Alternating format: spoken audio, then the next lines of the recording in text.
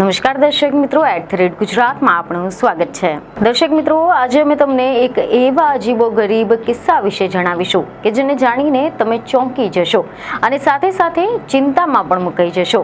જી હા, જેમ આપણા સૌને ખબર જ છે કે માથામાં જૂ પડવાની સમસ્યા એ કેટલી ગંભીર સમસ્યા હોઈ શકે છે। એવા કેટલાય લોકો છે કે જેઓ આ સમસ્યાનો સામનો કરી રહ્યા છે। માથામાં જૂ પડે ત્યારે એવી ખંજવાળ આવતી હોય છે કે ક્યારેક તો માથું ખંજવાળતી વખતે માથાની ચામડી પણ નીકળી જતી હોય છે અને પછી દુખાવો અને બળતરા થવા લાગે છે। પરંતુ આ તો એક સામાન્ય બાબત થઈ ગઈ છે। જો કે હવે અમે તમને આને જ લગતો એક અનોખા કિસ્સા વિશે જણાવીશું કે જેમાં ગુજરાતના સાવરકુંડલામાં આવેલા સાવરકુંડલાની હોસ્પિટલમાં તાજેતરમાં જે અનોખો કિસ્સો સામે આવ્યો છે। તબીબી દ્રષ્ટિએ ખૂબ જ રસપ્રદ અને જ્વલેજ જોવા મળતો કેસ નોંધાયો છે કે જેમાં સુરતની એક 66 વર્ષીય રહેવાસી ગીતાબેન 2.5 મહિનાથી તેમની આંખમાં અસહ્ય ખંજવાળ, દુખાવો અને લાલાશ અનુભવી રહી હતી। તેમની ઊંઘ પણ ઉડી ગઈ હતી અને સુરતના ડોક્ટરોએ પણ હાર માની લીધી હતી। પરંતુ સાવરકુંડલાની લલુભાઈ શેઠ આરોગ્ય મંદિર હોસ્પિટલના જે નેત્ર ચિકિત્સક છે તેમને જે શોધી કાઢ્યું તે ખૂબ જ ભયાનક હતું। ગીતાબેનની પાપણમાં 1, 2, 5 કે 10 નહીં પરંતુ 250 જીવંત જંતુઓ મળી આવ્યા હતા। તો ચાલો આ દુર્લભ મામલો શું છે, તેના લક્ષણો શું હોઈ શકે છે, કારણો શું છે અને તેને અટકાવવાના રસ્તાઓ વિશે જાણીશું। તો સૌપ્રથમ તો તમે કલ્પના કરો કે કોઈ જીવ આપણી આંખમાં ઘૂસી જાય છે, આપણી ઊંઘ છીનવી લે છે, આપણને અંધારામાં ધકેલી દે છે। આપણને તો આ વિચારીને જ બીક લાગે। તો આવી પરિસ્થિતિ અને આવી પીડાનું જે ગીતાબહેને સામનો કર્યો છે તેમની હાલત કેવી થઈ હશે। આ એક અસ્વચ્છ પરિસ્થિતિઓના જોખમો અને આપણી આંખની નાજુકતા વિશે એક ગંભીર ચેતવણી દર્શાવતો કિસ્સો છે। તો આ કિસ્સામાં બન્યું એમ હતું કે એવા સમાચાર સામે આવ્યા કે ગીતાબેન કે જે હાલમાં સુરતમાં રહે છે અને તેઓ મૂળ સાવરકુંડલાના છે। 2.5 મહિનાથી તેમની આંખો લાલ રહેતી હતી, સતત આંખમાં ખંજવાળ આવતી અને અગવડતા થતી હતી। આના કારણે તેમને ઊંઘ પણ આવતી ન હતી। જો કે સુરતના ઘણા બધા ડોક્ટરોએ તેમની તપાસ કરી હતી પરંતુ કોઈ પણ રાહત મળી ન હતી અને અંતે તેઓ સાવરકુંડલાની લલુભાઈ શેઠ આરોગ્ય મંદિર હોસ્પિટલમાં તપાસ કરાવવા માટે આવ્યા હતા કે જ્યાં ડોક્ટર મૃગાંગ પટેલે તેમની મેગ્નિફાઇંગ ગ્લાસથી તપાસ્યા હતા અને તેમની પાપણ પર જુઓ ફરતી જોવા મળી હતી અને જુઓના ગોળ ઈંડા પણ દેખાયા હતા। તબીબોનું માનવું છે કે આ એક અત્યંત દુર્લભ પરોપજીવી ચેપ જેમાં જૂ પાપણ પર ચોંટી જાય છે અને લોહી પીવે છે। જો કે આ ઘટનાએ તબીબી વિજ્ઞાન જગતમાં પણ ભારે કુતૂહલ અને ચર્ચા જગાવી છે।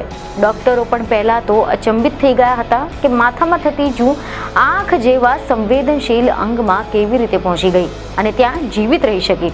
આ કિસ્સો મેડિકલ જગત માટે પણ વધુ તપાસ અને સંશોધનનો વિષય બની ગયો છે।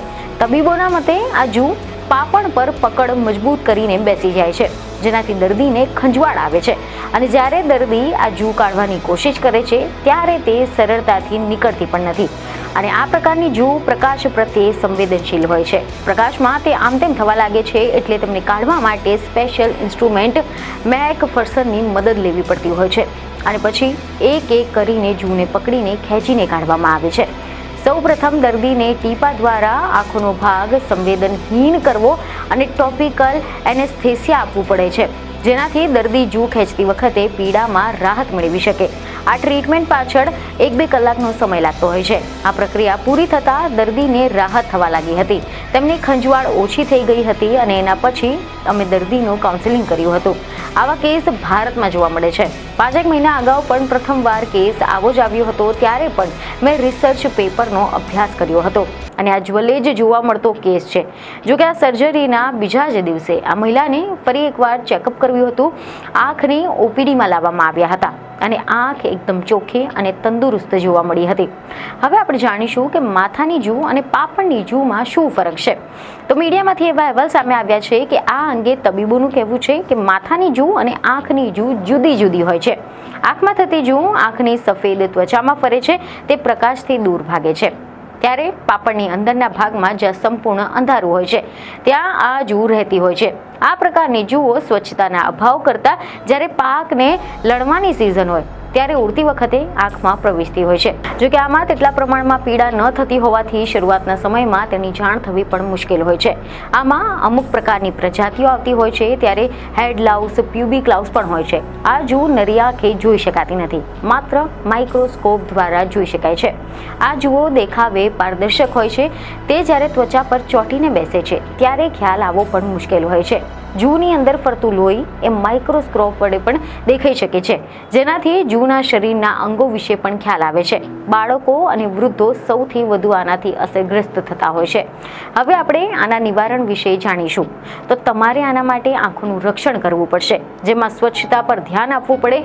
નિયમિતપણે તમારા હાથ ધોવા, ખાસ કરીને તમારી આંખોને સ્પર્શ કરતા પહેલા કપડાં અને પથારીને સ્વચ્છ રાખો, કારણ કે જૂ એ ચેપગ્રસ્ત કપડાં દ્વારા પણ ફેલાઈ શકે છે. આ સિવાય પશુધનથી દૂર રહો. જો તમે ખેતરમાં અથવા તો પશુધનની આસપાસ રહો છો તો આના ઉપરાંત આવા લક્ષણો દેખાય કે તરત જ ડોક્ટરનો સંપર્ક કરો. બેદરકારી જૂના ઉપદ્રવ તરફ દોરી શકે છે અને નુકસાન પણ પહોંચાડી શકે છે.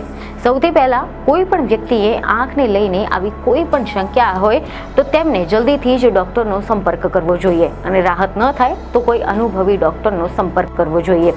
આંખની સમસ્યાને હળવાશથી લેવાથી તે આગળ જતા વધુ નુકસાન કરતી હોય છે. ઘરમાં પણ સ્વચ્છતા રાખવી જરૂરી છે. જો કે ગીતાબેનના કિસ્સાથી એ સમજાય છે કે નબળી સ્વચ્છતા અને બેદરકારી કેટલી ખતરનાક હોઈ શકે છે. જો તમને તમારી આંખોમાં ખંજવાળ, દુખાવો અથવા તો લાલાશનો અનુભવ થાય છે તો તાત્કાલિક ડોક્ટરને મળો. આ સિવાય સ્વચ્છતા રાખો, કારણ કે સ્વચ્છતા જ તમારું શ્રેષ્ઠ શસ્ત્ર છે. તો હવે આ વિષય પર તમારો શું અભિપ્રાય છે તેમને કોમેન્ટમાં જરૂરથી જણાવો. બીજને ખબર સાથે ફરી મળીશું. ધન્યવાદ.